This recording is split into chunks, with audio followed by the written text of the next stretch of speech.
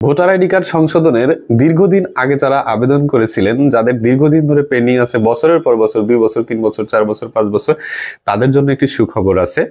সরকারিভাবে NID অফিসকে ultimatum দেওয়া হয়েছে 14 দিনের। এই 14 দিনের মধ্যে সকল আবেদন নিষ্পত্তি করতে হবে, যেগুলো অনেক আগের আবেদন, যে কোনো ধরনের ভুলই থাকুক না কেন সবগুলো নিষ্পত্তি করতে হবে। কিন্তু এর মধ্যে আবার ঘটনা আছে।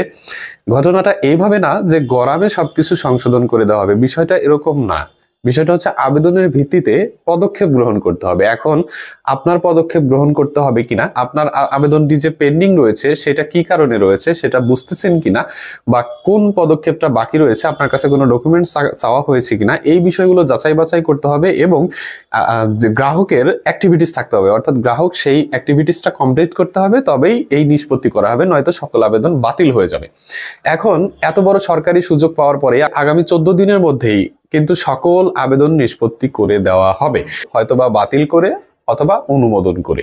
এখন কথাটি হচ্ছে, আপনার আবেদনটি বাতিল হচ্ছে না তো? আপনার কোনো পদক্ষেপ বাকি নেই তো? আজকের ভিডিওতে এই বিষয়টি নিয়েই কথা বলবো। এখন আপনি দীর্ঘদিন ধরে আবেদন করেছেন, আপনার আবেদনের বিষয় যে কোনো কিছু হতে পারে, কারো সম্পূর্ণ নাম, কারো পিতামাতার সম্পূর্ণ নাম, কারো বয়সের ভুল, এই সমস্ত মেজর বড় বড় যে ভুলগুলো, এই সমস্ত ভুলই কিন্তু দীর্ঘদিন পেন্ডিং এ থাকে। এখন কেউ কেউ অল্প কিছু ডকুমেন্টস দিয়ে করেন, কেউ কেউ বেশি ডকুমেন্টস দিয়ে করেন, কেউ কেউ কিছু সংখ্যক ডকুমেন্টস দিয়ে করেন। যে যা দিয়ে আবেদন করছেন, এখন কিন্তু একটি সুবর্ণ সুযোগ পাচ্ছেন। এখন আপনার জেনে নিতে হবে আপনার আবেদনটি কোন ক্যাটাগরিতে আছে। এই 14 দিনের মধ্যে যদি আপনি অ্যাপ্রুভ করাতে চান, আপনার আবেদনটি যদি বাতিল না করাতে চান, আপনাকে যদি কোনো পদক্ষেপ, অর্থাৎ কিছু আবেদনের ডকুমেন্টস চাওয়া হয়ে থাকে, অ্যাড্রেস ডকুমেন্টস SMS করা হয়, আপনি ডকুমেন্টস গুলো আপলোড করুন, সেগুলো আপলোড করে না থাকলে বাতিল করা হবে। এবং সাক্ষাতের জন্য ডাকা হয়ে থাকলে সাক্ষাৎ না করলে বাতিল করা হবে, তদন্তের জন্য বলা হলে তদন্ত না করলে বাতিল করে দেওয়া হবে।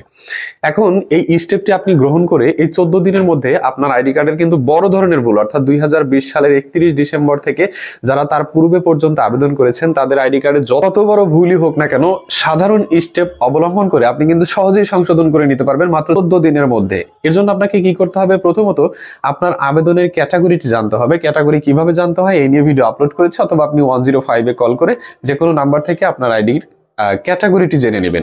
সেটা ক হোক, খ হোক, গ হোক, ঘ হোক। আচ্ছা, ক্যাটাগরিটি জানার পর সেটি কোন অবস্থায় আছে সেটা হয়তো আপনি বুঝতেছেন না, এই জন্য আপনি ওই অফিসে চলে যাবেন, অর্থাৎ যেই ক্যাটাগরিতে আছে সেই ক্যাটাগরিতে আপনার আবেদন করা ডকুমেন্টস গুলো এবং আবেদন কপি সহ যে সমস্ত কাগজ আপলোড করেছেন সেগুলোর মূল ডকুমেন্ট সহ, ফটোকপি সহ আপনি সাক্ষাতে চলে যাবেন।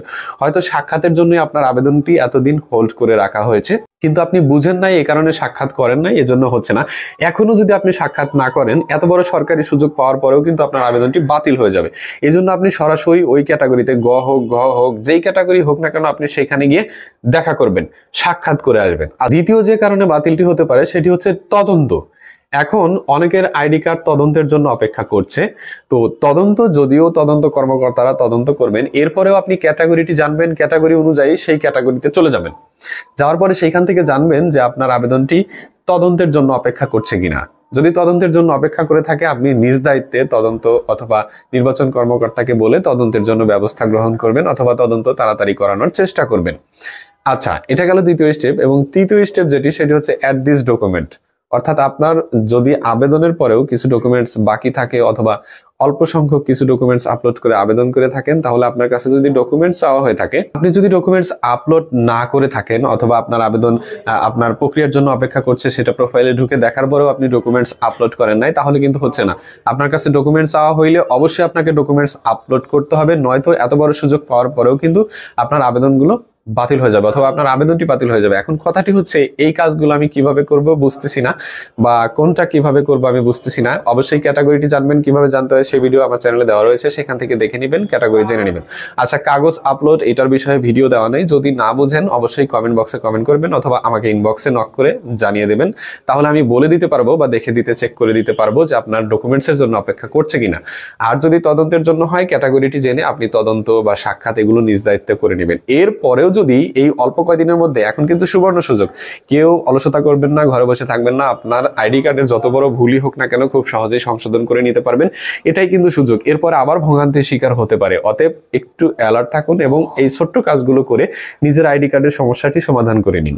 এরপরেও যদি জানতে বুঝতে কোনো সমস্যা বা অসুবিধা হয়ে থাকে, কোনো সমস্যা নেই, কমেন্ট বক্স খোলা রয়েছে, কমেন্ট বক্সে কমেন্ট করে জানিয়ে দেবেন, অথবা ডেসক্রিপশন বক্সে ফেসবুক লিংক দেওয়া আছে, সেখানে নক করে জানিয়ে দেবেন। আমি যথাসাধ্য চেষ্টা করব হেল্প করার জন্য। ভিডিওটি ভালো লাগলে অবশ্যই লাইক দিবেন, চ্যানেলে নতুন হলে সাবস্ক্রাইব করে সঙ্গেই থাকবেন।